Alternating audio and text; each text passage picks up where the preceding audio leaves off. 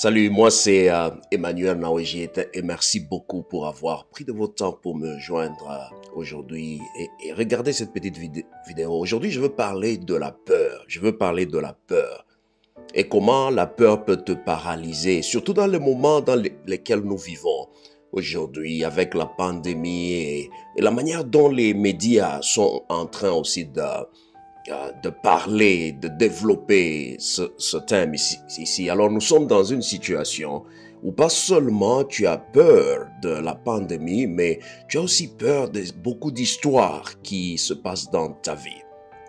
Et ça, c'est aussi une série de messages que je suis en train de donner à mes deux églises ici à Iowa, que j'aimerais aussi partager à vous, mes collègues qui parlez français, pour vous encourager.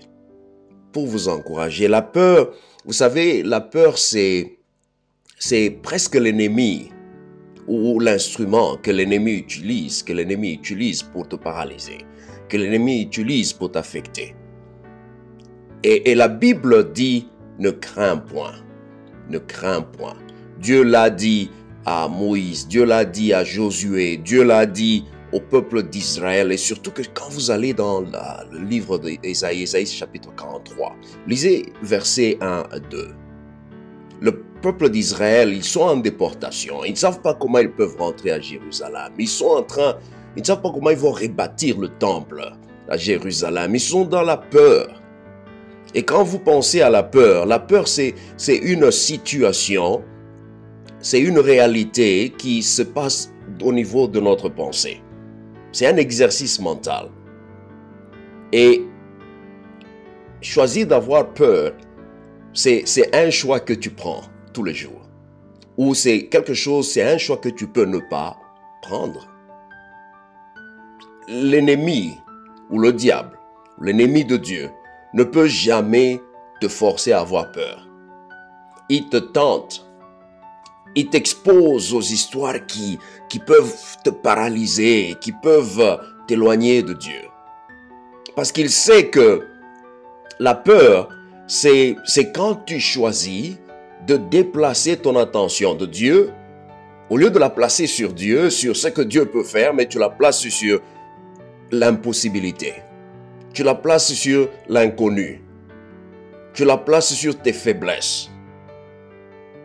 Et quand on parle de la foi c'est le contraire, c'est l'opposé de la peur.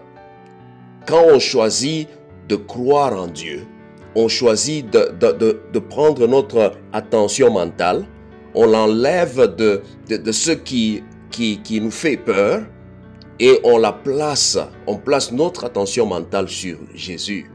On place notre attention mentale sur celui qui peut changer les temps et les circonstances. Alors, quand vous lisez Ésaïe chapitre 43, 1 et 2, ce que vous découvrez là-bas est que Dieu est en train de rappeler au peuple d'Israël, écoutez, je suis votre Dieu, je suis ton Dieu, je t'ai créé, je t'ai formé. Je t'ai formé. Et puis il va ajouter, disant que ne crains point, n'aie pas peur. Parce que je t'ai sauvé. Je t'ai racheté. Je t'ai donné un nom et je t'ai donné une place. Vous savez, la peur, quand vous retournez à la définition de la peur, c'est quand, par exemple, on se retrouve dans une situation où on ne peut plus voir encore. Ça fait peur. Vous voyez, les ténèbres font peur. La peur, c'est quand on arrive à perdre notre sens d'identité.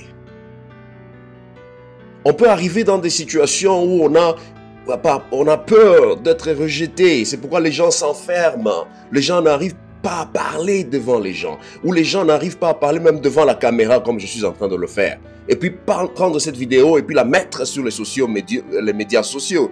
Et ce qui donne le courage à faire cela, c'est quand on arrive à conquérir la peur. La peur peut te paralyser et te garder captif, pas seulement dans tes pensées, mais aussi dans le passé. Et Dieu est en train de rappeler au peuple d'Israël dans Ésaïe 43, comme il est en train de te rappeler à toi aussi, disant, n'aie pas peur. Enlève ton attention de ce virus, de cette pandémie et place ton attention mentale sur Dieu. Dieu est capable. Et c'est ça la foi. Alors réclame ton salut. Tu es déjà sauvé. Réclame ton nom. Le nom, c'est ça la mission, la raison pour laquelle tu es ici sur terre. Les gens te connaissent à cause de ton nom. Les gens te connaissent à cause de la mission que Dieu a déjà mise en toi. Alors réclame cela. C'est que ton attention soit sur le salut que tu as déjà reçu au travers de la foi en Jésus-Christ. Ton attention mentale, place-la sur la place. Dieu t'a établi là où tu es pour le servir. Et servir Dieu, ça ne signifie pas seulement passer être devant la caméra et prêcher, enseigner, apparaître, non. Servir Dieu, c'est utiliser ce que tu as et reconnaître que Dieu t'a placé dans le contexte dans lequel tu es pour influencer, inspirer quelqu'un, donner à quelqu'un de l'espoir encore. Oui, il y a de l'espoir, de l'espérance, parce que Jésus est ressuscité, Jésus est vivant. Et ce même Jésus te dit, prends courage, n'aie pas peur. Demain, tu seras en vie. Ainsi parle l'Éternel. Selon Ésaïe, je suis ton Créateur, je te protège. Tu es entre mes mains et rien ne va t'affecter. Que le Seigneur te bénisse. Prends courage et à la prochaine.